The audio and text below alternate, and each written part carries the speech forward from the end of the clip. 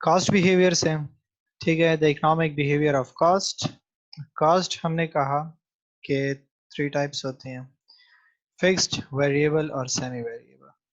ठीक है, fixed cost के बारे में मैंने आपको क्लास में आइडिया दिया था।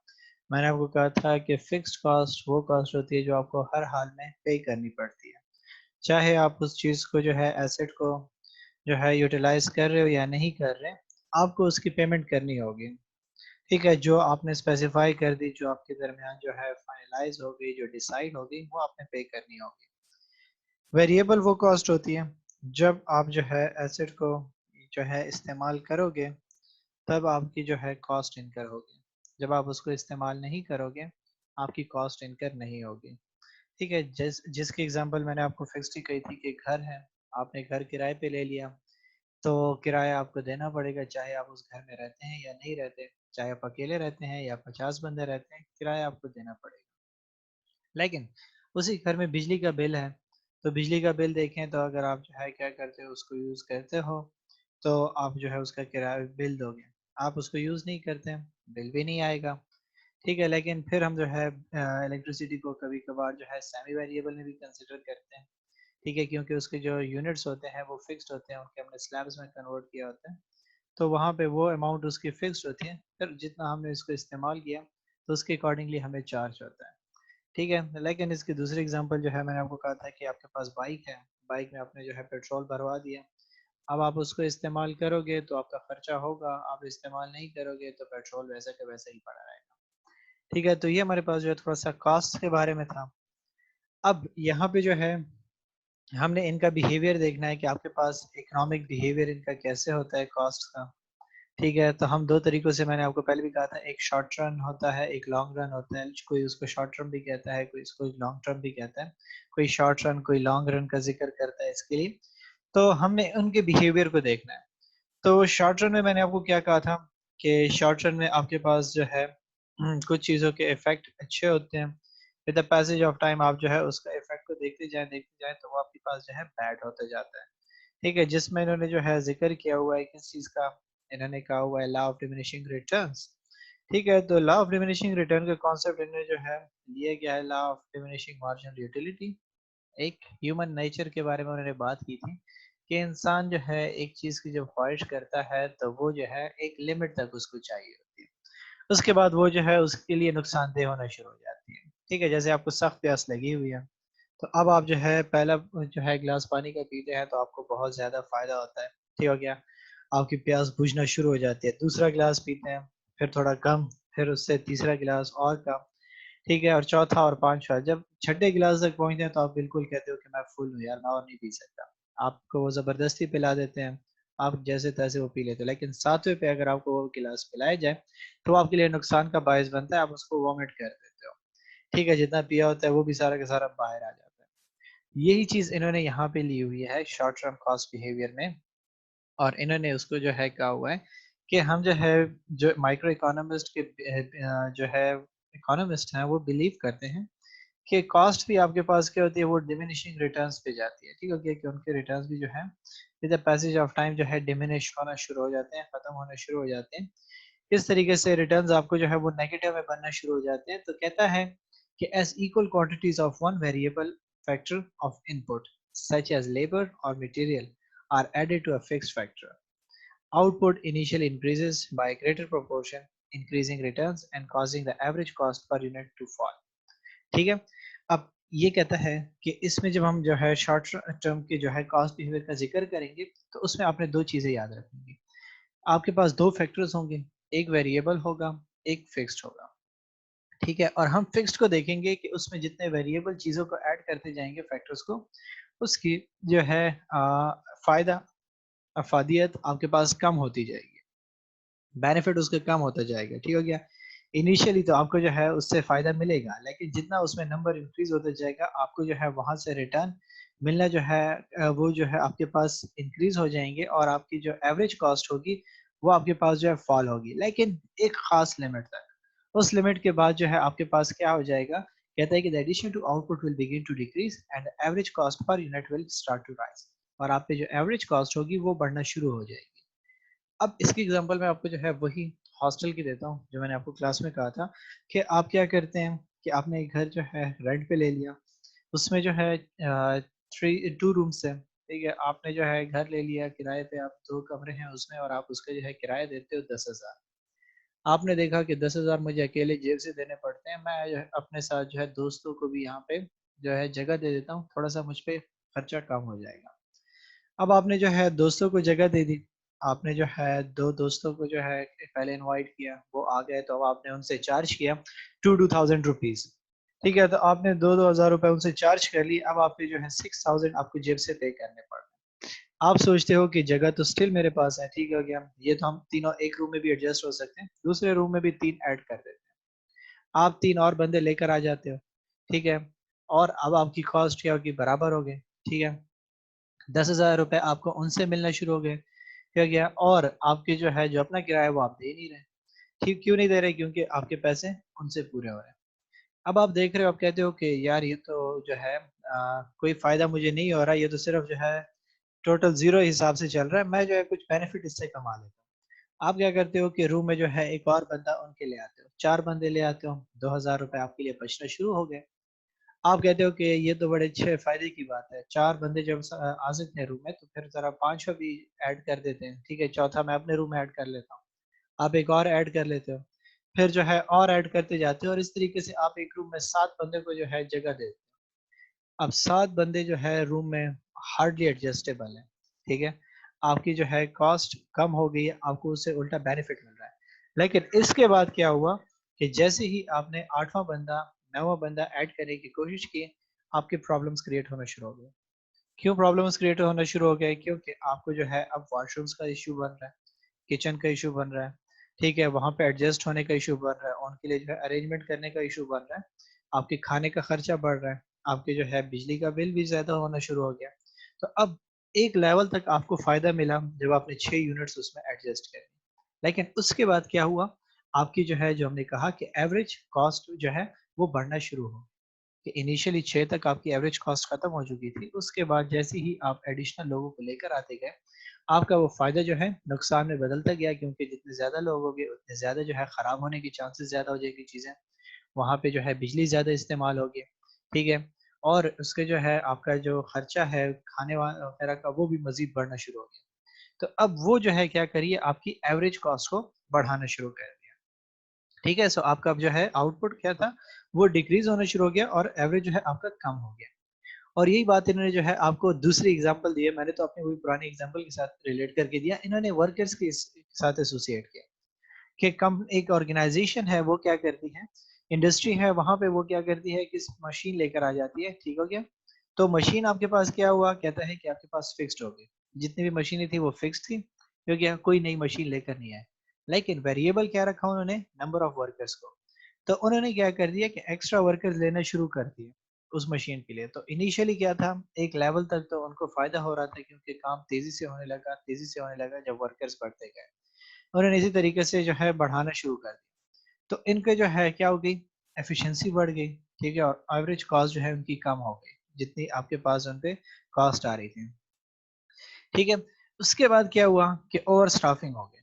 अब लोग जो है मशीन के लिए बारी बारी ठहरे हुए हैं, ठीक है, अब उनको मौका नहीं मिल रहा कि वो मशीन को जो है यूज करें, अपने जो है प्रोडक्शन करें। तो अब ये जो एक्स्ट्रा लोग आपने जो है इतने ज्यादा हायर कर लिए, इनको आप पे भी तो करते हो ना। जब आप उनको पे कर रहे हो तो वो आपकी एवरेज कॉस्ट को क्या करिए दोबारा से बढ़ाना शुरू कर दिया, और अब आपके लिए वो फायदेमंद नहीं रही, ठीक है। तो इसलिए हमने कहा कि कॉस्ट का जो है शॉर्ट टर्म जो है अगर हम बिहेवियर देखें तो वो आपके लिए उस वक्त फायदेमंद हो सकता है स्टार्ट में, लेकिन with the passage of time आपके लिए वही चीज जो है नुकसानदेह हो सकती है।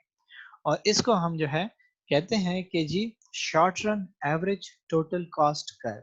जब हम इसके कर्व बनाते हैं तो उस कर्व को हम कहते हैं short run average total cost curve, कि शॉर्ट रन छोटे टाइम पे ड्यूरेशन में एवरेज टोटल कॉस्ट, ठीक है, कि हमारे पास जो एवरेज टोटल कॉस्ट थी उसका हम जो है बिहेवियर देखते हैं और कहते हैं कि देयरफॉर बी यू शेप्ड, और इसको हम लॉ ऑफ डिमिनिशिंग रिटर्न्स भी कहते हैं, कि जो है आइडिया को भी फॉलो करता है। यू शेप क्यों बनती है, ठीक है। अब मैं थोड़ा सा आपको ये ड्रा करके देता हूँ।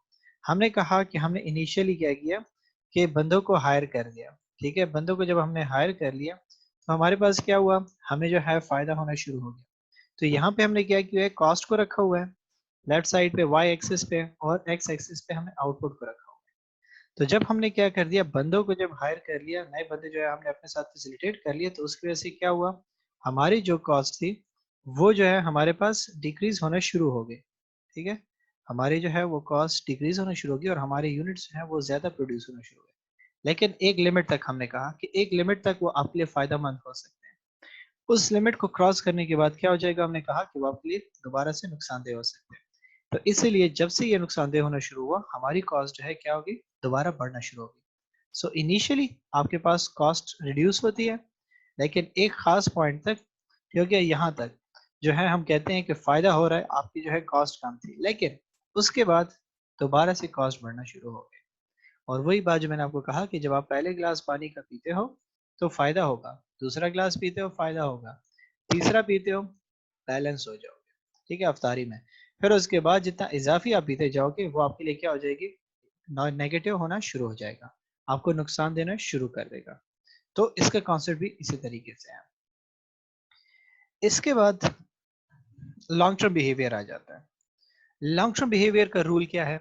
कहता है कि यहाँ पे आपके पास जितने भी वेरिएबल्स जो आपने लिए हुए हैं, ठीक है, वो सारे फैक्टर्स जो लिए होंगे, ठीक है, वो वेरिएबल होंगे। जैसे कि जो है वहां पे हमने क्या कहा था, मैंने आपको कहा था कि एजम्पशन हमारी क्या होगी, कि एक यूनिट हमारा क्या होगा, या एक फैक्टर वेरिएबल होगा, एक फिक्स्ड होगा। यहाँ पे आपके पास जितने भी फैक्टर्स होंगे वो सारे वेरिएबल होंगे, ठीक है। और कहते हैं कि in long term all cost tend to be variable in nature, और तमाम खर्चे आपके जो है जितने भी होंगे वो वेरिएबल होंगे। आपकी कोई भी फिक्स्ड कॉस्ट के जो है आइटम नहीं है आपके पास। This is because it is now possible to vary the quantities of any factors that were fixed in short term. Eventually, however, as the business expands, it will tend to become less efficient at controlling cost due to poor management and pressure on supplies. This effect is sometimes referred to as diseconomies of scale and result in the average cost of production increasing. ठीक है, वहां पे जब हम short run का जिक्र कर रहे थे तो वहां पे हम एक कॉन्सेप्ट कह रहे थे, economies of scale. Economies of scale मैंने आपको जो है, आई थिंक मुझे याद आ रहा है, मैंने क्लास में आपको आइडिया दिया था कि हम कहते हैं कि आप जो है ज्यादा से ज्यादा बेनिफिट हासिल करो लेस इनपुट पे। जैसे मैंने हॉस्टल की एग्जांपल दी कि आपने क्या कर दिया कि 2 कमरे थे आपके पास, उससे अपना खर्चा भी आपने निकालना शुरू कर दिया 6 बंदों पे या 5 बंदों को फैसिलिटेट करके, और आपके जेब में भी पैसे जाने लगे, उसमें से आपने खर्चा भी निकालना शुरू कर दिया, जो आपका किराया वगैरह था वो भी जा रहा था। तो वो क्या था, इकोनॉमीज ऑफ स्केल था। ये यहाँ पे क्या हो जाता है कि डिस इकोनॉमीज ऑफ स्केल का जिक्र है, कि यहाँ पे आपकी इकोनॉमीज ऑफ स्केल आपकी जो है वो खत्म हो जाती है और आपके लिए जो है नेगेटिव होना शुरू हो जाता है। क्योंकि ये जो है, इसके लिए जब हम एग्जांपल का जिक्र करते हैं तो इन्होंने क्या कहा हुआ है आपको, कहता है कि एक कंपनी है कि as a business grows the number of unit it produces will increase. ठीक है, कि कंपनी है, बिजनेस है, जैसे जैसे ग्रो हो रहा है वो अपने यूनिट्स प्रोड्यूस करना ज्यादा कर दिया उसने। This mean that in short term the average cost of factory rent पर यूनिट विल फॉल। ठीक है, कि कंपनी क्या कर रही है, जितने ज्यादा यूनिट्स प्रोड्यूस कर रही है उतनी ही उसकी कॉस्ट कम हो रही है, क्योंकि उनको बेच रही है तो उसको फायदा हो रहा है। तो इस शॉर्ट रन में तो उसको ये फायदा हो रहा है, as the fixed cost will be spread over large number of units, और उसकी फिक्स्ड कॉस्ट जो है वो क्या हो रही है, स्प्रेड हो रही है। जैसे मैंने हॉस्टल की एग्जांपल कि फिक्स्ड कॉस्ट डिस्ट्रीब्यूट होती जा रही है। Therefore, as production increases, the total cost per unit falls. तो आपकी टोटल कॉस्ट भी कम होना शुरू हो गई। जैसे हमने जो है कहा कि हमारी जो टोटल कॉस्ट थी वो क्या हो गई थी, वो जो है खत्म हो चुकी थी, जो हमें खर्चा देना पड़ता था हॉस्टल में वो खत्म होगी, सेम प्रोडक्शन पे जितना वो बना रहा है वो खत्म होना शुरू होगी। If the company continues to grow, अब कंपनी जो है इसी तरीके से ग्रो होना शुरू कर देती है, it will eventually need to rent more and more factory space. तो इसको फिर क्या करना पड़ेगा, मजीद से मजीद जगह एक्वायर करनी पड़ेगी। As factory space becomes scarce, it will become more expensive to rent. This will push rent cost upward and will force the cost per unit back up. ठीक है, सिंपल सी एग्जांपल है, आपकी एक कंपनी है, वो क्या कर रही है कि वो जो है हम जिक्र कर लेते हैं कि वो जो है क्या करती है, 10 गाड़ियां बना रही है। 10 गाड़ियां बना के जो है उसके पास जगह भी है, सब कुछ है, वो उसको एकोमोडेट कर रही है, प्रॉफिट कमा रही है। लेकिन वो क्या करती है, कहती है कि मैं जो है अब क्या करूंगी, 15 गाड़ियां बनाऊं। ठीक है, अब वो 15 गाड़ियां बना लेता है तो उसको एडजस्ट करने में थोड़ा सा मसला पेश आ रहा है, लेकिन उसने एडजस्ट कर ली, अपनी कॉस्ट को रिड्यूस कर। अब जैसे ही वो एक एक्स्ट्रा यूनिट प्रोड्यूस करेगा, अब उसके लिए उसको जगह चाहिए, तो जैसे जैसे उसकी जो है प्रोडक्शन इंक्रीज होती जाएगी उसके लिए मजीद स्पेस एक्वायर करना पड़ेगा, और जब वो स्पेस को रेंट आउट करेगा मजीद, तो उसका खर्चा बढ़ना शुरू हो जाएगा। तो वही जो फायदा उसको दे रहा था वो नुकसान में कन्वर्ट हो रहा है। यही बात हमने यहाँ पे भी कही है इस इकोनॉमीज ऑफ स्केल, कि आपके पास इकोनॉमीज ऑफ स्केल जैसे आपके चाइना है वो क्या करिए, वो इकोनॉमीज ऑफ स्केल पे काम करिए। वो इतनी क्वांटिटी में दुनिया भर के लिए चीजें बना रही होती है कि उसको जो है नुकसान ही नहीं हो रहा। ठीक है। लेकिन अगर वो क्या कर लेती है कि एक लिमिट से ज्यादा बनाना शुरू कर देती है, तो उसके लिए क्या हो जाएगा, वो डिसइकोनॉमीज का सबब बन जाएगा। क्योंकि उसकी जो है हो सकता है ट्रांसपोर्टेशन कॉस्ट बढ़ना शुरू हो जाए, हो सकता है उसके लिए जो वहां पे गोदाम वगैरह में रखने की जगह मजीद चाहिए हो, तो वो उसके लिए क्या करेगा, मजीद जगह एक्वायर करेगा, तो उसकी कॉस्ट बढ़ना शुरू हो जाएगी। और इसका भी आपके पास कर्व जो है सेम होता है। ठीक है, कि आपके पास क्या हुआ कि this will give rise to long run average total cost, इसको जो है long run average total cost कहते हैं। ठीक है, पेपर में अगर कोई जो है एमसीक्यूज आ जाता है कि LRATC, ठीक हो गया, जो है कर्व शेप क्या होती है, तो वो यू शेप है। ठीक हो गया, शॉर्ट रन की जो है वो भी जो है आपके पास क्या है, SRATC, वो भी आपके पास जो है यू शेप्ड होती है। ठीक है। तो अब आपने क्या करना होगा कि वहां पे कंफ्यूज नहीं होना, आपने उनको जो है इन चीजों को देखना होगा कि जो है शॉर्ट रन का जिक्र किया गया है या लॉन्ग रन का जिक्र किया है। और आपसे वहां पे जो कॉन्सेप्ट पूछा जाएगा वो मेजरली क्या होगा, शॉर्ट रन में आपके पास जो है कौन सी चीजें वेरिएबल हो सकती है, कौन सी जो है आपकी जो है कॉस्ट आप उसको कंसिडर करोगे एज ए फिक्स। ठीक है। और इसमें जो है लॉन्ग रन में क्या होता है कि वहां पे हम जो है वेरिएबल कॉस्ट का जिक्र, तो सेम यहाँ पे भी सिचुएशन है कि शॉर्ट रन में तो आपको फायदा देना शुरू हो गया, आपका खर्चा कम हो गया, लेकिन बाद में आपके पास क्या हो रहा है, जैसे जैसे जो है आप प्रोडक्शन यूनिट इंक्रीज कर रहे हो, वो आपके लिए जो है इकोनॉमी से जो है डिस इकोनॉमीज में कन्वर्ट होना शुरू हो गया, और आपके लिए जो है वो खर्चे का बायस बन। ये हमारे पास कॉस्ट से रिलेटेड कॉन्सेप्ट। अब जो मोस्ट इंपॉर्टेंट चीज आ जाती है पेपर के परस्पेक्टिव से, जिसके फीचर्स आपको याद रखने होंगे, क्राइटेरियाज याद रखने होंगे पेपर के लिए बहुत ही इंपॉर्टेंट एमसीक्यूज में, वो है आपके पास टाइप्स ऑफ मार्केट। ठीक है, कि आपके पास जो है डिफरेंट किस्म की मार्केट्स जो है काम करती है। जनरली हम इन चीजों को जो है नजर नहीं आ रही होती है हमें, हम इसको जो है फील नहीं कर रहे होते क्योंकि हमने इन चीजों की तरफ सोचा नहीं होता, लेकिन ये हमारे मार्केट में प्रिवेल करती है। ठीक है, डिफरेंट टाइप्स इसके मार्केट्स के। तो पहले जो है आपके पास आ जाती है परफेक्ट एंड इम्परफेक्ट मार्केट। ठीक है, परफेक्ट और इम्परफेक्ट मार्केट से हमारा क्या मुराद है, नाम से शो हो रहा है परफेक्ट। परफेक्ट से हमारा मुराद होता है जो बिल्कुल 100% हो, या अप टू 100% जो है आपको बिल्कुल रिजल्ट दे रही हो। ठीक हो गया, जो हम जो है कहते हैं कि आपके पास एक बेस्ट सिचुएशन होती है। ठीक है, तो मार्केट आपके पास परफेक्ट कब होगी, ठीक हो गया, और इम्परफेक्ट कब होगी, जब आपके पास जो है ये जो इन्होंने पॉइंट्स लिखे हैं, क्राइटेरिया लिखा हुआ है, ये मीट हो। जिसको जो है अगर हम आपके माइंड में क्वेश्चन है कि हमारे पास जो है इसके एग्जांपल्स कौन से होंगे परफेक्ट मार्केट के, ऐसे तो हमें नजर नहीं आ रहा, वो मैं आपको बताऊंगा जब हम इन पॉइंट्स को देखेंगे, तब आपके माइंड में ये क्वेश्चन आएगा कि परफेक्ट मार्केट फिर हमारे यहाँ यहाँ पे कौन सी एग्जिस्ट करती है और इम्परफेक्ट कौन सी है। तो उसके लिए पहला क्राइटेरिया क्या है, large number of customers and suppliers.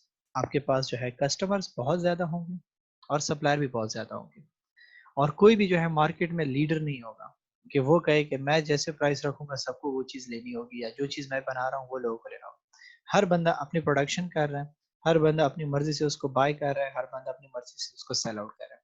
ये एक क्राइटेरिया मीट करना चाहिए। सेकंड, द प्रोडक्ट और service sold by all suppliers are identical. ठीक है, और जो भी गुड्स एंड प्रोडक्ट्स या गुड्स एंड सर्विसेज या प्रोडक्ट्स आपके पास जो है सप्लायर्स बेच रहे होंगे, वो एक जैसे होंगे। ठीक है, मीन्स कि आपके पास जो है एक ही तरह के प्रोडक्ट्स बना रहे होंगे, कोई उससे हट के नहीं बना रहा होगा। This is perfect, there is perfect information, कि आपके मार्केट में इंफॉर्मेशन सबके पास सेम होगी। जैसे कि हम बात करते हैं कि गोल्ड की प्राइसेस हैं, तो गोल्ड की प्राइसेस का सबको पता होगा।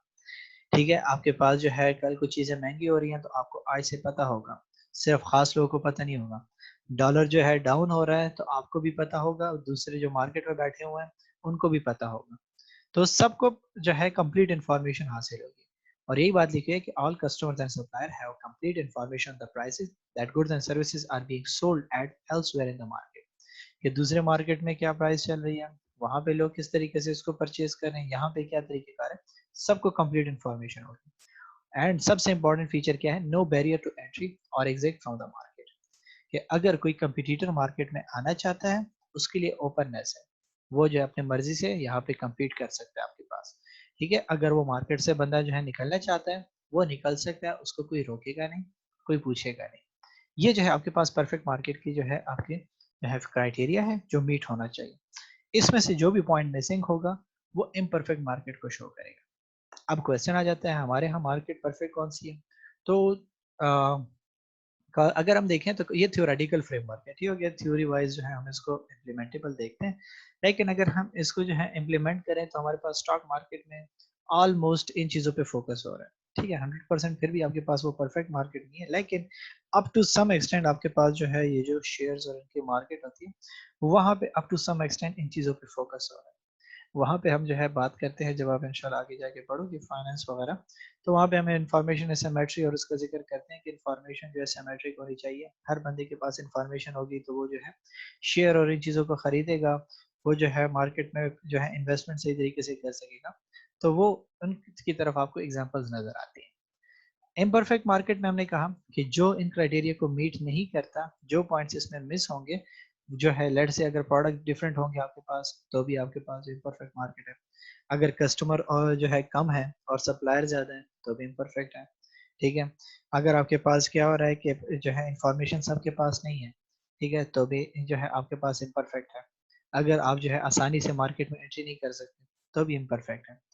इसी के बेसिस पे हम क्या करते हैं कि अपने इन मार्केट को 3 मार्केट्स में डिस्ट्रीब्यूट करते हैं। हम कहते हैं कि हमारे पास जो है 3 किस्म के मार्केट्स हैं।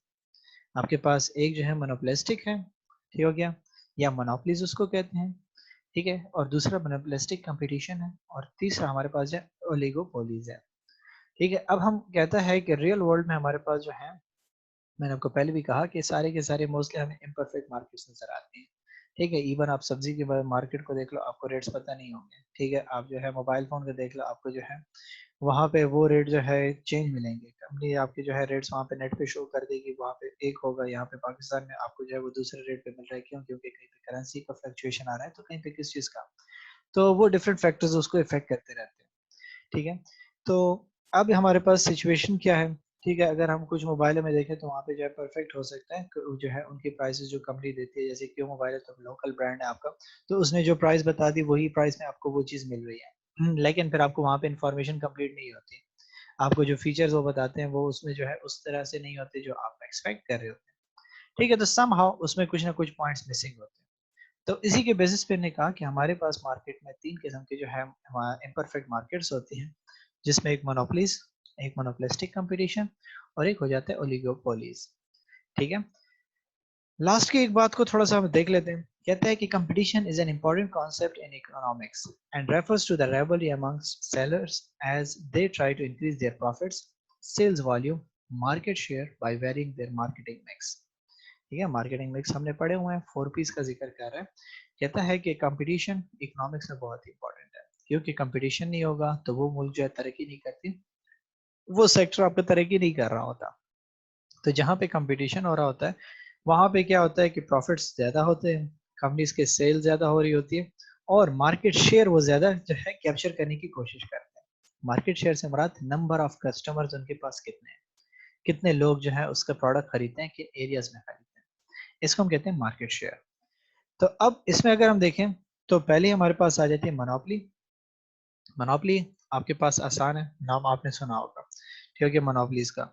मोनोपली क्या होती है? जहाँ पे एक कंपनी क्या करेगी, वो सारे के सारे मार्केट को चलाएगी, ठीक है। उसका प्रोडक्ट जो होगा वो यूनिक होगा, या जो है वो ऐसा प्रोडक्ट बेचेगा जो कोई और नहीं बना सकता, ठीक है। और वो जितनी प्राइस उसकी चाहे वो चार्ज करेगा, ठीक है।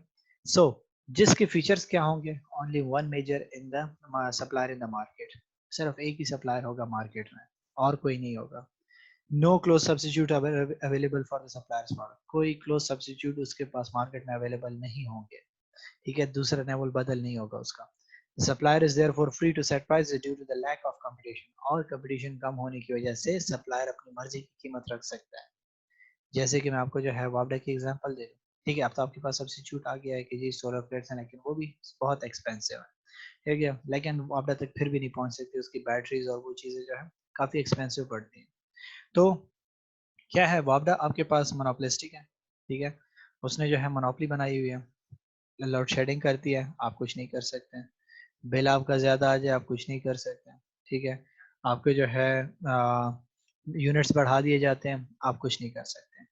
और क्यों यहाँ पे जो है उसके मुकाबले में कोई नहीं आ सकता, तो यही चीज इन्होंने लिखी है कि this situation is often caused by higher barriers to entry for the market और due to government legislation.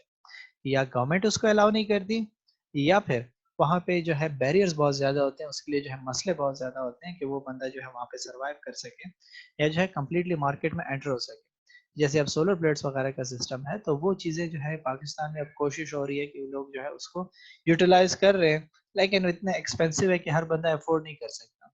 So affordability वाले लोग बहुत कम है, तो इसलिए स्टिल वापडा की मोनोपोली है कि वो जहाँ पे चाहे जैसे चाहे अपने प्राइसेस को चार्ज कर ले। This is monopoly. ये चीज इन्होंने कहा है कि फार्मास्यूटिकल इंडस्ट्रीज में चलती है कि अगर उनके पास एक ऐसा फार्मूला है जो मेडिसिन के लिए स्पेशल है, जो उसका क्योर जो है किसी डिजीज का निकाल सकती है, और उसने उसको क्या किया हुआ है, रजिस्टर कराया हुआ है, ठीक है। तो उसके रजिस्टर कराने की वजह से क्या हो जाता है कि वो जो है कोई और उस प्रोडक्ट को बना नहीं सकता। तो जब कोई और उस प्रोडक्ट को बना नहीं सकता तो उसका फायदा उसको क्या होगा, वो हाई प्राइसेस चार्ज करेगा और उनको उसको पे करना पड़ेगा हर हाल में। तो इसको मोनोपोलीज कहते हैं। इसके मुकाबले में हमारे पास आ जाती है मोनोपोलिस्टिक कंपटीशन, ठीक है। मोनोपोलिस्टिक कंपटीशन और ओलिगोपोली जो है आपके पास थोड़ा सा कंफ्यूजिंग होगा, ठीक है, पेपर की पर्सपेक्टिव से भी इंपॉर्टेंट है कि मोनोपोलिस्टिक कंपटीशन क्या होगी, जहां पे जो है मोनोपोली की सिचुएशन होगी, ठीक है। और उसके लिए कुछ फीचर्स क्या होंगे, कहते हैं कि this type of market occurs when a business has many different competitors but each offers a somewhat differentiated product. कि आपके पास जो है लेट्स से तीन जो है मास्टर जो है लीडर्स बैठे हैं मार्केट में, ठीक है। हम बात कर लेते हैं, एक ग्रोसरी स्टोर है, एक आपके पास क्या हो रहा है साइड पे जो है वेजिटेबल्स बेच रहा है, तीसरा आपके पास क्या कर रहा है, क्लोथिंग बेच रहा है। तीनों बड़े बड़े ब्रांड्स हैं, ठीक है, तीनों का आपस में कोई ताल्लुक नहीं है, ठीक है। लेकिन वो क्या कर रहे हैं, आपके पास मार्केट में किसी और को एंटर होने नहीं दे रहे। ये कहते हैं कि for example restaurants exist in such a market, each restaurant is trying to attract the same customer but each one offers different menu options cooked in different way। क्योंकि ऐसा कहता है कि इन्होंने जो है रेस्टोरेंट की एग्जांपल दी, मैंने आपको डिफरेंट ग्रोसरी स्टोर उसकी एग्जांपल दी कि उनके कस्टमर्स तो वही हैं जिस इलाके में वो ऑपरेट कर रहा है, लेकिन वो कस्टमर जो है अट्रैक्ट कर रहा है वही जो मार्केट में बैठे हुए हैं लेकिन डिफरेंट प्रोडक्ट्स के लिए, ठीक है। अब अगर इनकी रेस्टोरेंट की एग्जांपल लेंगे तो आपके पास डिफरेंट रेस्टोरेंट्स हैं, लेट्स से हम बात कर रहे थे खैबर चर्सी हो गया, चीफ हो गया, और आपके पास जो है मिस्टर कॉर्ड हो गया। तो अब क्या है कि चीफ जो है अपने बर्गर के लिए आपको जो है अट्रैक्ट कर रहा है, क्योंकि मिस्टर कॉर्ड जो है वो अपने जो है फिश बर्गर के लिए लेट्स से हम कहते हैं अट्रैक्ट कर रहा है। और आपके पास जो है या जो हम इसके बदले में जॉन्स डेली को ले लेते हैं कि जॉन्स डेली वो क्या कर रहा है, वो अपने स्पेशलाइज्ड प्रोडक्ट के लिए आपको अट्रैक्ट कर रहा है, और जो है खैबर चर्सी आपको जो है कढ़ाई के लिए अट्रैक्ट कर रहा है। तो तीनों के जो है आपस में जो मार्केट में वो कर रहे हैं, कस्टमर को जो है अट्रैक्ट करने की कोशिश कर रहे हैं, तो वही लोग हैं जो क्या करते हैं कि इन तीन चीजों को कंज्यूम करते हैं। तो यहाँ पे क्या हो रहा है कि तीनों लीडर्स बैठे हुए हैं, वो अपने प्राइसेस को जो है चेंज करेगी और आपको जो है कोशिश करेगी कि आप उसका प्रोडक्ट खरीदो, दूसरे की तरफ मत जाओ। और इसके जो है कुछ फीचर्स होंगे। पहली बात कहते हैं कि each business makes independent decisions about the product it's offers and price it's charges. तो ये कि हर बंदा अपने प्रोडक्ट के बारे में अपनी मर्जी से डिसीजन लेगा, कितना वो चार्ज करता है कितना चार्ज नहीं करता, वो उसकी मर्जी होगी। There are no major barriers to entry और लिविंग द मार्केट। कोई अगर दुकान छोड़ना चाहता है तो कोई उससे पूछने वाला नहीं है, अगर वो जो है अपनी बिजनेस मेंटेन रखना चाहता है कोई उसको कुछ नहीं कहेगा, या नया बिजनेस वहां पे आना चाहता है कोई उसको नहीं रोकेगा। Products are differentiated between each business, meaning that they can charge more or less than their competitor. Customers will be willing to spend more if they feel that one business has a product that is better than those sold by rivals. So कहता है कि अब बंदा जो है अपने differentiated product बेच रहा है, different किस्म के products बेच रहा है, ठीक है। तो यहाँ पे कस्टमर जो है अगर वो ज्यादा चार्ज करेगा या कम चार्ज करेगा, तो कस्टमर पे डिपेंड करता है कि वो कौन सा प्रोडक्ट ज्यादा बेहतर समझता है और कौन सी चीज को जो है इस्तेमाल करना जरूरी समझता है, कौन से को नहीं करता, डिपेंड करता है। जैसे अब मैंने आपको कहा कि खैबर चर्सी और ये सारे बैठे हुए, ठीक है, तो लोग जो है बर्गर के लिए चले जाते हैं। अब उसको जो है खैबर चर्सी वाला तो नहीं रोक सकता, ठीक है, क्योंकि उनका मूड जो है अब क्या था, वो जो है फास्ट फूड के लिए जाना चाहते थे। अगर वो खैबर चर्सी आना चाहते हैं तो खैबर चर्सी वाला जो है फास्ट फूड वाला कुछ नहीं कर सकता, क्योंकि उनका जो है मूड अब यहाँ पे था, ठीक है। तो दोनों की अपनी प्राइसेस है। Due to large amount of competition in the market, there is typically significant advertising expenditure by all the business in the market. और इसकी जो सबसे इंपॉर्टेंट फीचर होगा जो पेपर के परस्पेक्टिव से इंपॉर्टेंट है वो होगा एडवर्टाइजमेंट एक्सपेंडिचर, कि यहाँ पे हर बंदे की कोशिश क्या होगी कि कस्टमर को अट्रैक्ट करे अपने एडवर्टाइजमेंट पे। जैसे हमारे पास आप कौन बैठे हुए हैं, ठीक है, आपके पास जो है सैमसंग है, आईफोन है, ठीक है, और जो है बाकी जो है क्यू मोबाइल हो गया। तो अब ये तीनों जो है लेट से हम जो है ऑलमोस्ट सेम प्रोडक्ट्स हैं, लेकिन उनके जो है फीचर्स थोड़े से डिफरेंशिएट करते हैं क्वालिटी वाइज। लेकिन क्या हो रहा है कि आपके पास जो एडवर्टाइजमेंट पे फिर एक्सपेंसेस सबके ज्यादा हो रहे हैं, ठीक है, कि सैमसंग जो एडवर्टाइजमेंट कर रहा है, क्यू मोबाइल जो है हाईली एडवर्टाइजमेंट भी चल रहा है, लेकिन आईफोन को एडवर्टाइजमेंट की इतनी खास जरूरत नहीं पड़ती, ठीक है। तो हर बंदे की अपनी स्पेशलिटी है, उसके मुताबिक वो इसको लेकर जाता है। ओलिगो पोलिगो जो है दूसरे सेशन में देखते हैं। अभी अगर आपका कोई क्वेश्चन है तो मुझसे पूछ लें।